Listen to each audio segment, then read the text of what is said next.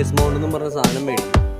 ആ സാധനം മേടിക്കുന്നത് മൊബൈൽ ഹോൾഡർ പിടിപ്പിക്കാൻ GPS മൗണ്ട് അങ്ങനെയുള്ള സാധനങ്ങൾ പിടിപ്പിക്കും. പക്ഷേ ഈ സാധനം മേടിച്ച് വണ്ടിയെ പഠിപ്പിച്ച് കഴിഞ്ഞാൽ ഈ സാധനം നേരെ നിൽക്കില്ല. ഇതിൻ്റെ ഈ ജോയിൻറ്റിൻ്റെ അവിടെ